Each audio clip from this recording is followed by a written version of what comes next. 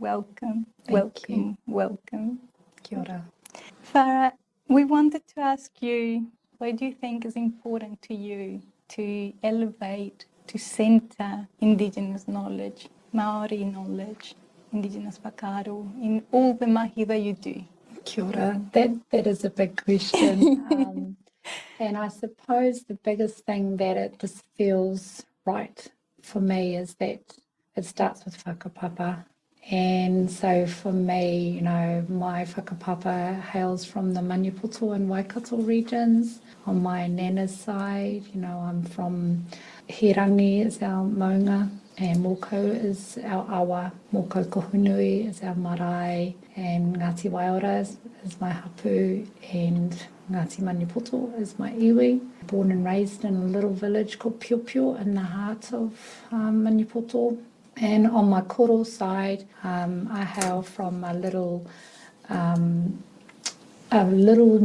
It's not even a maunga, it's probably like a little hill called Rangikoepa, and then there's a stream that's at the base of it called Pineki, and our marae there in Taharoa is Te Koraha, and my iwi is Waikato, and my hapu is Ngati Mahuta ki te Hauauru. So for me, it was never a conscious choice to bring Māori knowledge or a Māori perspective to what I did as an adult, I suppose, but it just felt natural and normal for me to bring that part of who I was to my whatever I did. And also being a wahine as well, it's just like seeing things from a slightly different perspective to others and feeling like I can't pretend that those things don't impact me or impact others. We're here in Aotearoa New Zealand, so if we can't celebrate and acknowledge those ways of being and thinking here in Aotearoa, then where can we? Yeah. And I don't even think I set out to be a bit of a trailblazer or an advocate. It just felt normal to me. And so when I studied way down in Dunedin, I remember doing an assignment, and I did a phys ed degree, and how I ended up down that path, I'm not sure. So I did a phys ed degree, and there were lots of Māori that were doing the phys ed degree, but nobody was really pushing the Mātauranga Māori agenda within the phys ed school. And I remember doing an assignment, and I did it from a Māori perspective, and I didn't get a very good grade, and that really annoyed me, because I felt like I hadn't done it the way that they expected me to do it. And then I thought, but I know that what I'm writing is right or has value.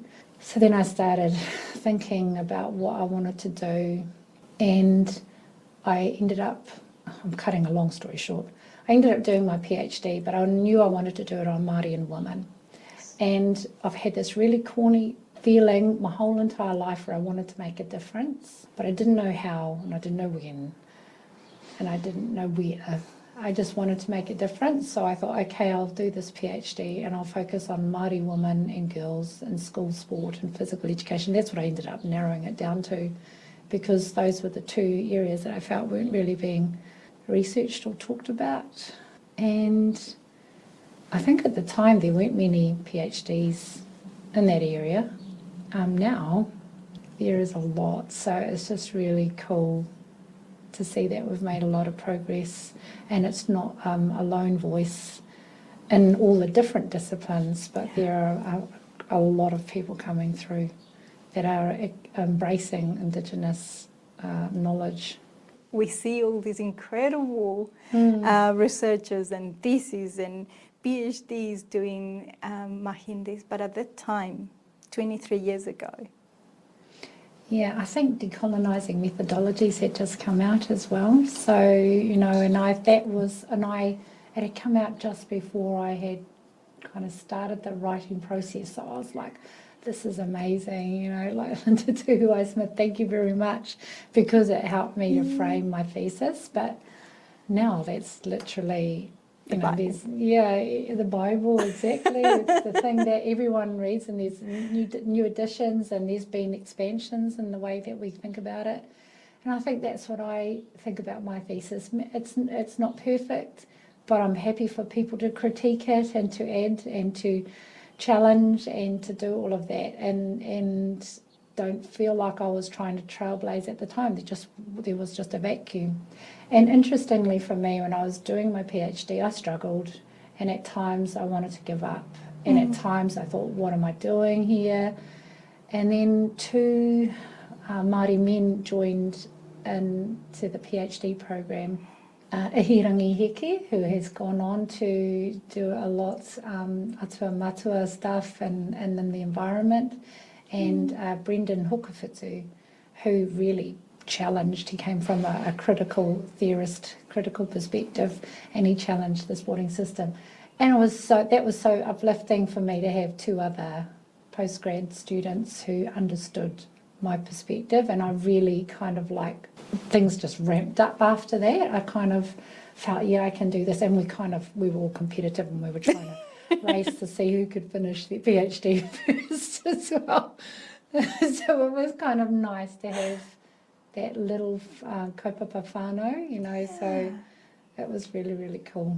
It is amazing. It feels that in a way there was a really particular time at that time where all the work of Linda Tuwai Smith and Graham Smith was happening alongside yourself here with all the Māori students that were coming up into that leadership space. And absolutely right. I think the work of Linda and Graham is not only been impactful here, back in Ecuador. We heard about that, and it absolutely, I feel that, and I don't know what you feel about this, but in many ways it gave a lot of people a license to be who they are within research and expand research beyond what it has been. Yeah, it validated your thoughts. As I said, when I wrote that essay and didn't get a very good mark, I was so angry, and I was and hurt and everything else, and feeling like I don't belong here. And then to read the work of Graham and Linda and Leonie Pihama and a whole lot of others at the time, just really kind of,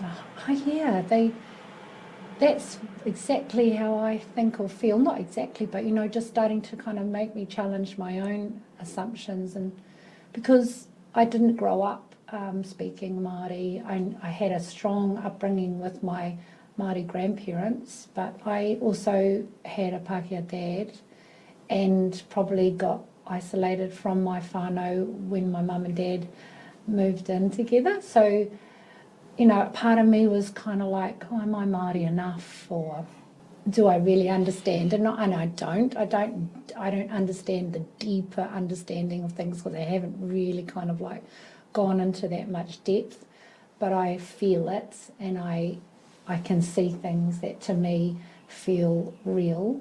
So it's interesting. It's been an interesting process for me to be comfortable in where I'm at as a Māori woman, and know that I don't speak for all Māori women, or I don't speak for all Māori, but I can present my perspective, and there'll be others that might be able to resonate with that or develop from that. Absolutely. I've learned not to feel like I have to be a saviour, or I have to be the only one. And I think as I've matured, I've realised that one of my strengths is probably empowering others. And I think that's probably where the teamwork thing comes in for me in terms of rugby. And I've thought, well, of all the sports, you chose rugby. So what can you do in that space? And what can you learn from rugby that you can apply to other contexts and spaces, and vice versa? And what have you learned in academia that you could apply in other contexts? So I think I've always kind of worked in the margins, and where those margins overlap is where I feel like I can contribute. So I have kind of learnt to accept that this is the path that I was on, and I can go back and think about, I wish I'd done something else like medicine or psychology, but that was the path I took, and it's been really great to me in many ways, and I just love seeing other people do well. So I knew it was time for me to retire from rugby when I started to get more joy when other people were getting their first jerseys, or when other people were scoring the tries, or when other people were achieving milestones, and I'd be like kind of like sitting there just chuffed for them, or standing there on the field chuffed for them. So I thought, oh, I get more joy from seeing other people succeed at that point in my life. So I kind of, that's what where I find I get my energy from, is seeing others do well. So I'm very conscious of stereotypes for Māori in sport as being natural athletes, but not necessarily getting opportunities to be in decision-making or leadership roles. And so Brendan Hukawhitu, that's kind of what he challenges, is around the stereotypes of Māori men in particular. And so with him as a kind of walking alongside him while he was doing his PhD, and he's very much at that more critical end than me, but I was getting invigorated by him challenging things, and I thought that is so awesome. And so I thought I want to keep going with my PhD. As I said, there were times where I was, I'm playing rugby, I should just focus on that and flag it, but I knew that I wanted to do both. And it was hard, and at times I was struggling a little bit with keeping up with the rugby side of things, and other times the PhD. But I had this bigger picture in my mind that I knew that with both I'd have more of an impact, if that makes sense. So I knew that sport is something more people can relate to. Especially my family, like they don't understand anything about, I was first in family to go to university, they didn't understand what I was doing. But, oh gosh, could they tell me what they thought I needed to do in rugby? So, you know what I mean? It was a common language in Aotearoa New Zealand in particular. Everybody will know that language. Yeah. But academia is something that is it's actually quite distant and quite ivory towery. Yes, And it's all in in here, in the Ngaro side of things, and people can't touch it and see it and feel it, smell it. Yeah, so I think having the combination of both has really helped me to do that corny little thing in terms of making a difference, whatever that looked like at the time. What are the challenges in doing all of this amazing mahi that you have done throughout all these years, from the beginning, in Otago and Waikato, playing, then being the captain, losing only once? You're joking me? That is insane. It is insane. Yeah. And I love when you were saying, once you start getting chuffed about everybody else doing well is when you need to step aside, move on. Yeah. What were the challenges for you, both on the field and those positions of leadership in academia? I think for me initially it's always a bit of self-doubt and overcoming that, and I've always been determined, but also have bouts of self-doubt, and first of all having a good kind of kōrero with yourself and saying pick yourself up, keep going. You're fortunate, you're lucky to have this opportunity, so don't squander it. But then there's also that time where you realise it's time to let somebody else take that space, and I think that's another kind of challenge, is to know when it's time to move on, because you can get comfortable, it becomes something and you feel that you know it like the back of your hand, and you think you're still giving 100%, but there's someone else that potentially is more skilled or more hungry, and it's time to step aside. So that's another challenge. Another challenge is lonely. Sometimes it can be quite lonely being in those roles, especially as a minority, like being the only Māori on the board, being the only woman involved in something, being the only one that can bring the knowledge, the academic knowledge and the actual practical experience to the table sometimes, and that's another challenge. So how do you find your community? How do you find as I keep saying, your kaupapa whānau? How do you find them in those spaces? Yeah. And then also learning to delegate, and then not burning yourself out. think that's a big thing. I have to be okay. As I said earlier, I'm a bit of a people pleaser, so I have to kind of learn to say no. And my way of doing it without me feeling terrible is I'll say no, but I know somebody else. Kind of like, is that a hospital pass? I know somebody else that could do it. Or have you thought about doing this? So I always kind of offer, and then it's not necessarily not letting them down, but it's giving them other options and accepting that sometimes you just have to say no and they'll be fine. Yes. But we are here in the Centre for Indigenous Psychology, very grateful that No, you said I said yes, yes. and learning to say yes to things that are really meaningful to you. Oh. And that's what I've learned as well. Like I think when I first started out early in my career, I was like yes to everything.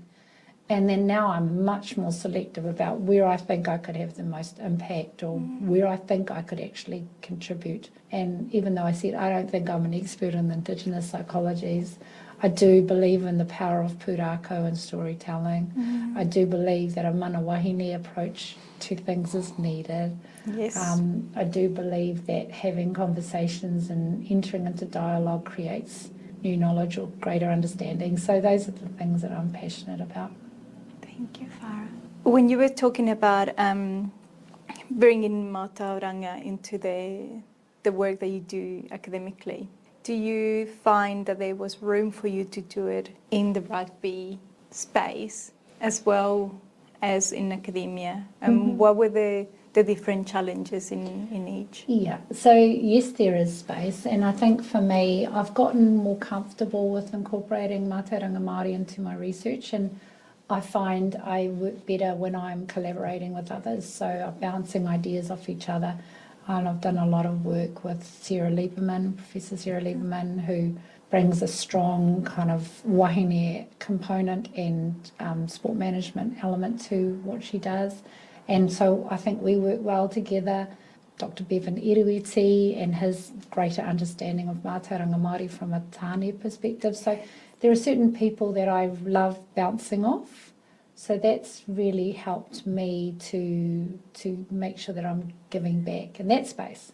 In the rugby space, Mātauranga Māori and models that are reflective of a Te Ao Māori view embraced, but sometimes marginalised. So at the moment I'm on the Māori Rugby Board, so that is totally and utterly how we operate. We have he waka e ke noa, as our kind of everyone's on the same waka and in the same waka together. We use Māori values to underpin everything we do, and sometimes it can be tokenistic in the rugby space. Yeah. So they have a very superficial understanding of some things, and it's not necessarily embedded in everything we do within an organisation. So there's still some challenges there. Some rugby organisations are better at it than others and are more authentic in their approach. So yes, it is, because large majority of players are Māori. Yeah. So we're overrepresented in that area, probably less so at the leadership level. And I was thinking about that, about the demanding nature of being, as you were saying, quite alone and being the only one for a long time, you know, in a lot of those positions, the first one and the only one. There would have been a lot of demands put on you to tick that box. Yeah. How was that? How did you manage that? Because that is massively demanding. Yeah, it is. And you know that you're probably there to tick a box sometimes, but I always think I don't care how you get around the table. I don't care how you get your foot in the door. If that's their justification, it's not necessarily, it doesn't have to be yours. You can get in there and you can have an impact. And I wouldn't say I'm a radical. I would say I'm more of a tempered radical. I like to get in there, and then I like to do some subtle shifts and changes and add in a few things here and there, and before you know it, they're like, oh, what's happening here? So that's kind of how I operate when I'm in those situations. And then find your people. So yes, I have been a token on many occasions, but I know when to put my foot down or when to create allies or find your allies work together to bring about change. It's not radical change. Often it's just very subtle changes that kind of creep up on the organisation, and before you know it, it's happened. And I'm all for activism of all kinds, but I think you're referring so much to the kind of activism that is wise and that it is long. It's a long game, and I think that's probably one of my strengths is endurance, actually on the rugby field as well. Yes. So I can, for me, time doesn't matter, but I also see the value in having people that kind of like are a bit stronger and more kind of like, nah, I'm not going to budge.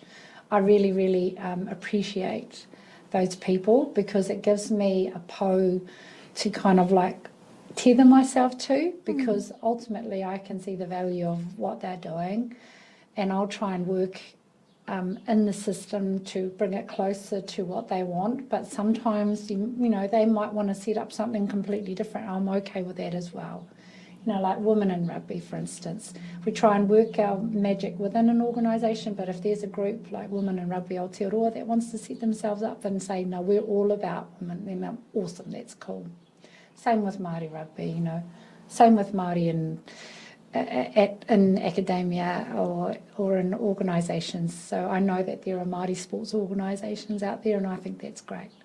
So I think it's not a either or, it's a both working at the same time. And there are people that are going to feel comfortable in that space, and there are people that are going to be comfortable working within a system. I was the only woman on the board for a long time, and now we've got 4 women on the board.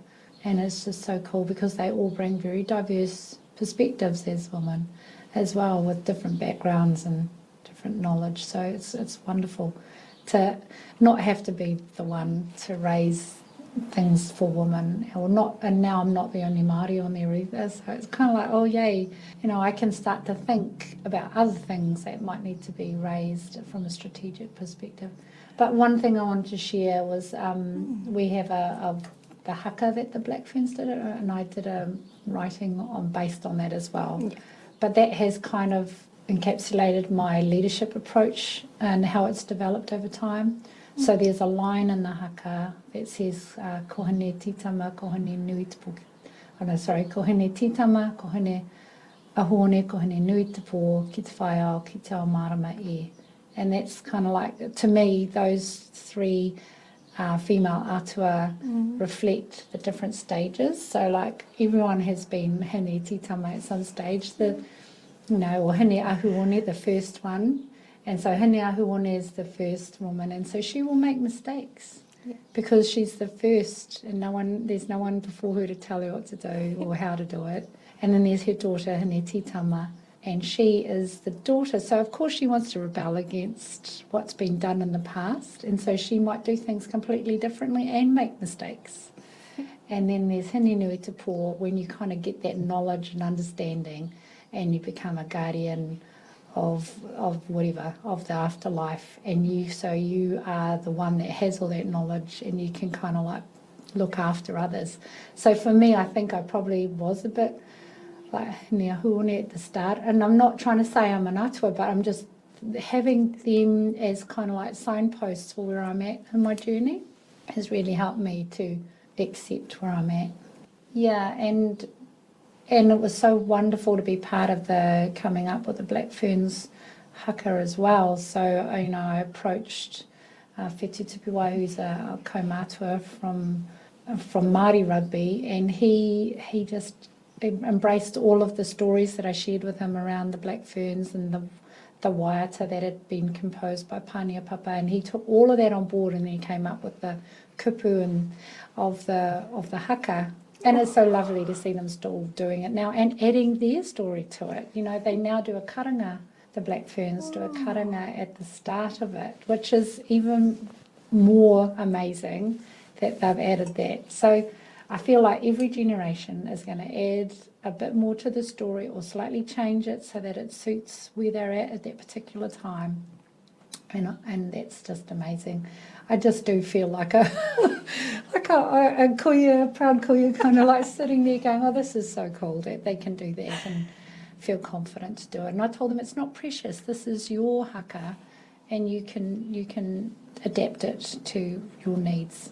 And I think it's about feeling comfortable enough to know that you can do that, and also having people to remind you, like it's a bit like when you get a master's or a PhD student, they superficially think they know what a concept is, but you ask them to go back and read the seminal work, or where did that come from? Like, okay, what does kaupapa Māori research and doing kaupapa Māori research mean?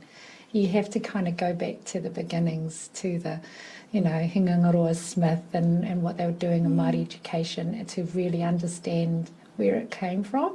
And so that's kind of how I've approached everything. You don't have to be an expert in it, but you kind of need to try and understand where things originated from.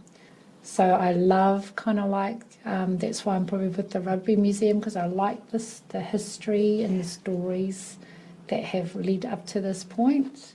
And it just fascinates me how the journey has shaped and how it changes.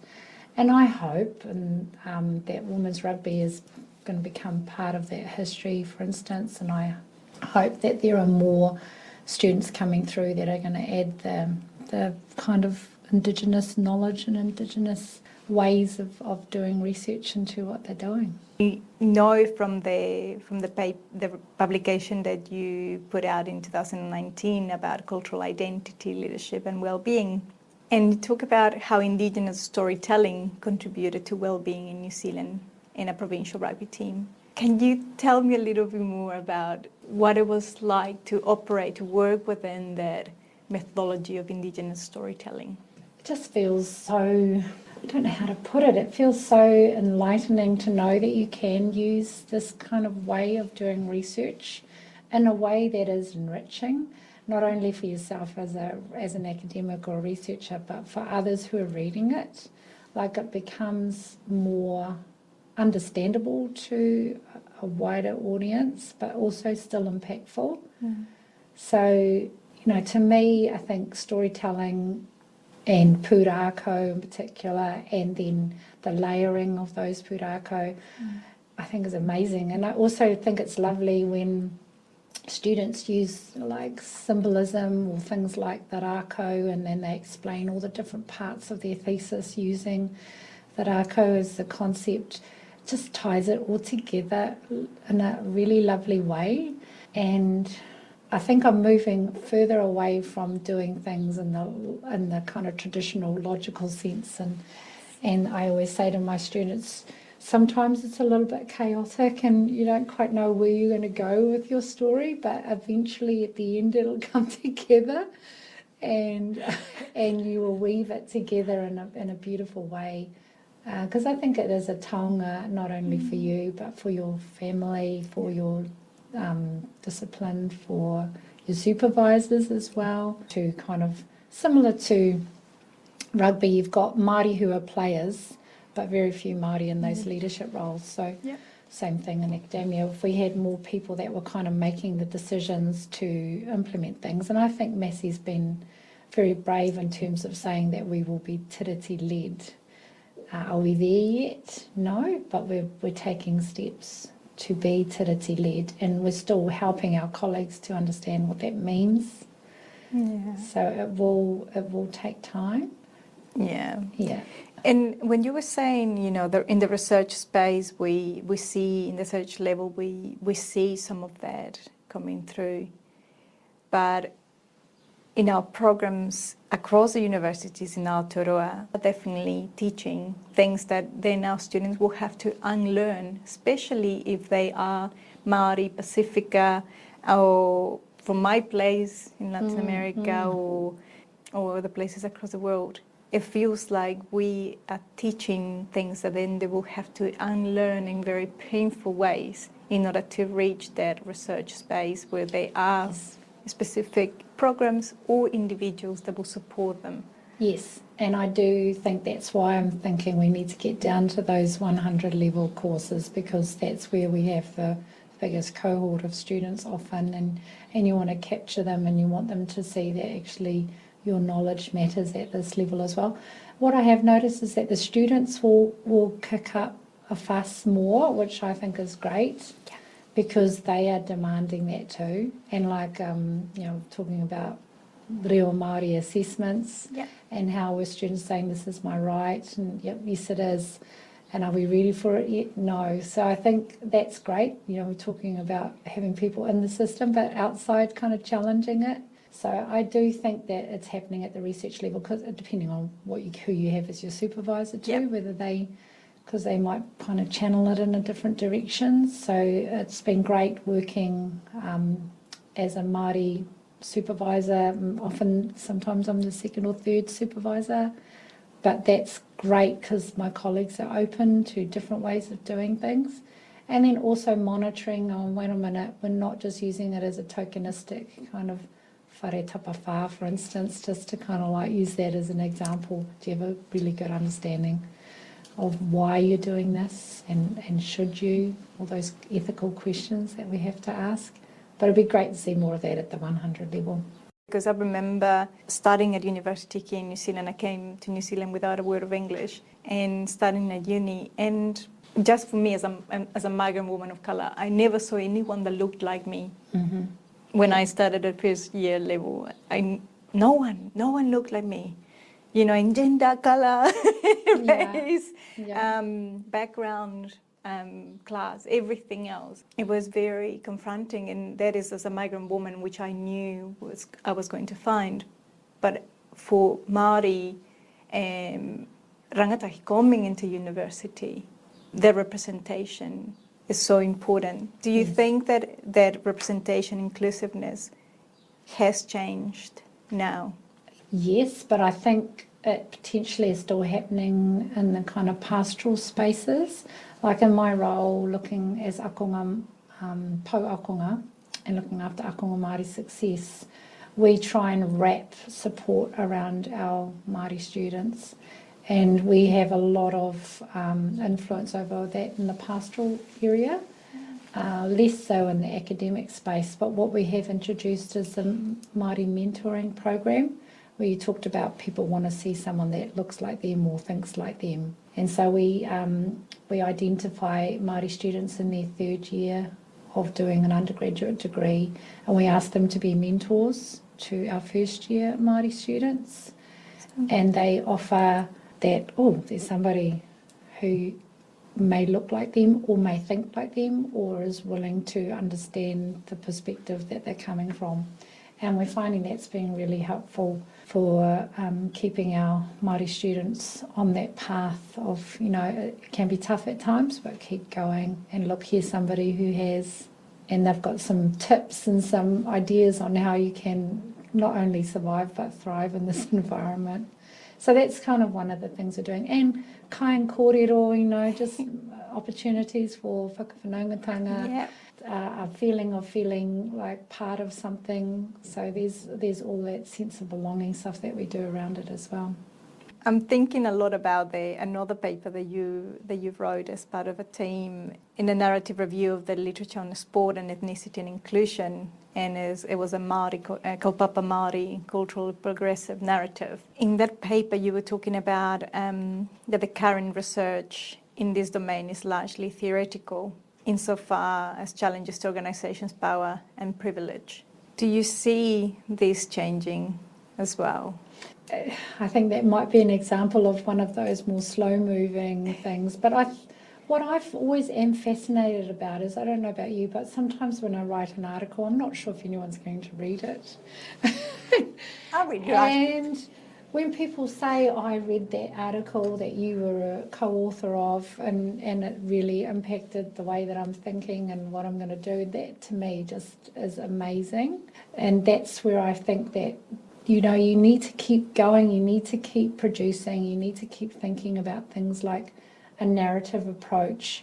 You need to think about how you move it out from the theoretical into the practical space. You need to think about how you can kind of spread so that more people start to incorporate that way of thinking and being and acting. So I don't think we're there yet, but I do think we are starting to challenge the system. Leading the way and paving so much of the pathway of so many Māori leaders in academia and research that are coming up. So it feels like it's this beautiful creation of languages that you've been part of.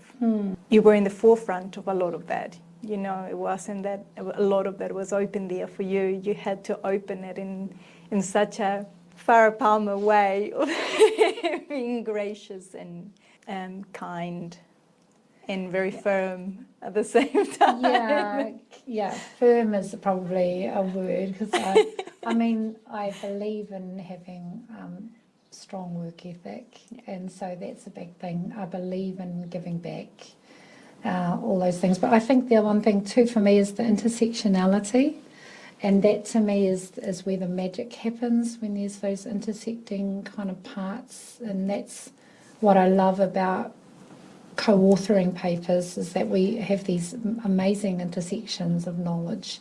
And one that I've recently done with Professor Sarah Lieberman is looking at sport management, and in particular sport management doesn't really embrace Indigenous ways or knowledge. And so we did a bit of a review of the articles, and very few of the articles on Indigenous sport management are authored by Indigenous authors. So that in itself is challenging. So we've got a lot of work still to do, and I think Sarah said actually of the ones that are in some of the what are highly ranked journals, my name's there as like second or third author in a lot of them. And I was thinking, gosh, we've still got a lot of work to do in terms of creating more people coming through the system to add to that knowledge.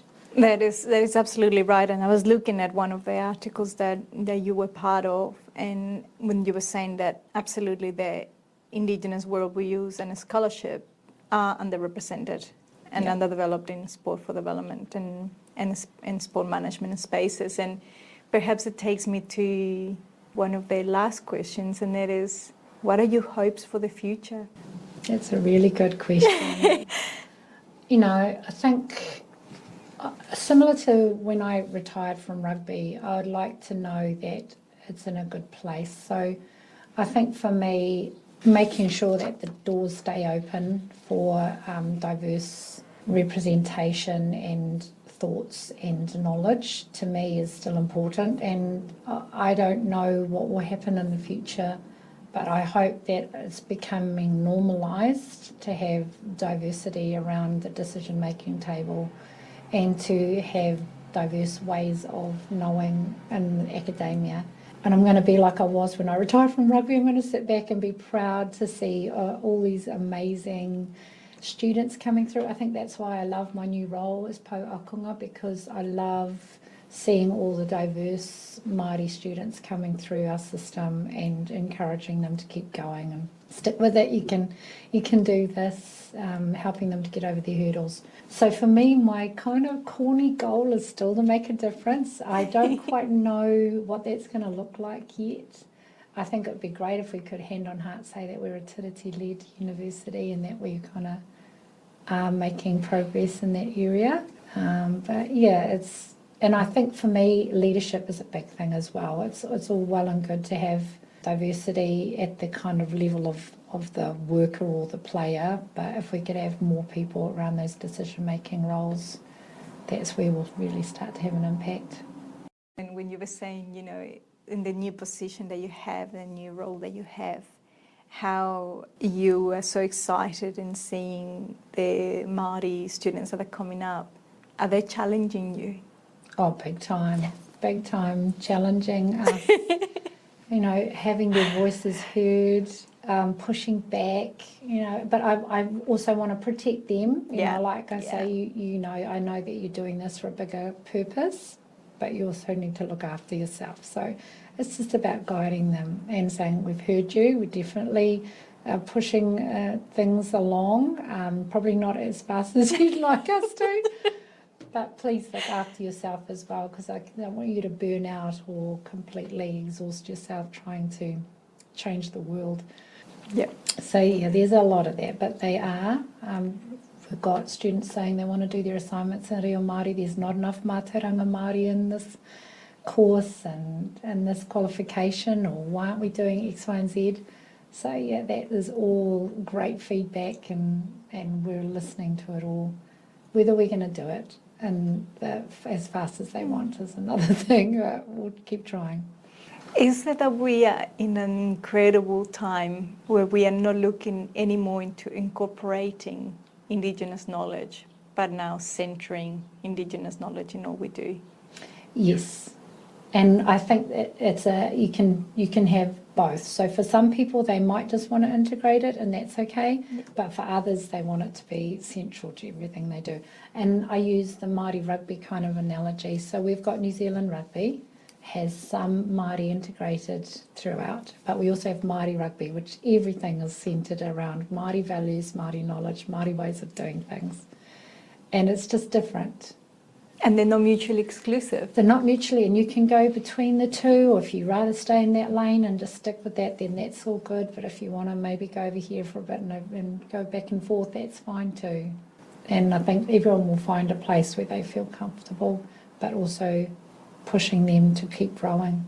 And I think my experiences in practically applying Indigenous knowledge has made me realise that there are times when you should be careful about who you're giving the Indigenous knowledge to and what they're going to do with it, because you can't always guarantee that it's going to be used in the way that you intended it to be used. And I've learnt that just from trial and error. I've also learnt that from witnessing what's happened in some of the contexts that I've been in. And I can understand why people are very cautious to give Mātauranga Māori or any other kind of Indigenous knowledge to just anyone. So I think that one of the key lessons for me is to be cautious and to ask a lot of questions before giving knowledge or giving people access to knowledge if you don't have it. Absolutely. It feels sometimes that so much of the knowledge that we hold is to remain taboo, and for a reason. And perhaps for many Māori students, what they end up writing in the research, it might be a 0.1% of the knowledge that they hold. Yes. Because there's the knowledge that is for the ink and the paper. Yes. The knowledge is for sacred spaces. Yeah. And, you know, they might be sharing iwi or hapu knowledge, and I think that's why it's always important to go back to whoever gave you the knowledge just to check that they are okay with sharing it with a wider audience, or whether they just want it for themselves. Because sometimes that's a lovely taonga to give back as well, as like, I know this isn't for everyone to see or to know about, but please, if you want this as a taonga, here it is. So I think that's a wonderful gesture. I think that's what the Waitangi Tribunal process has kind of done too, is reveal all of this knowledge and share it with the other generations coming. So yeah, I just think that that's what I've noticed, is that you have to just be a little bit more cautious about who you're giving your knowledge to. And I thank you so much for sharing. Thank you. Thank you. It's been really lovely to have this kōrero, and I think what you guys are doing in that Indigenous space is amazing. Hinui. Kia ora. Thank you. Thank you so much from all of us here at the Centre for Indigenous Psychologists. We are honoured and chuffed. No, thank you. Thank you for your hospitality too. I've really enjoyed it. It's so nice to be in an environment like this. Thank you. It's our pleasure. Unuhia, te tapunui kia wātea. Wātei runga, wātei raro, wātei waho, wātei roto, ka wātea, ka wātea. Ka wātea kia i o te noho kia māma, te noho kia ora, te noho. Ko e rā e rongo whakairi ake ki runga kia tīna, aumie, hui e, tai ki e.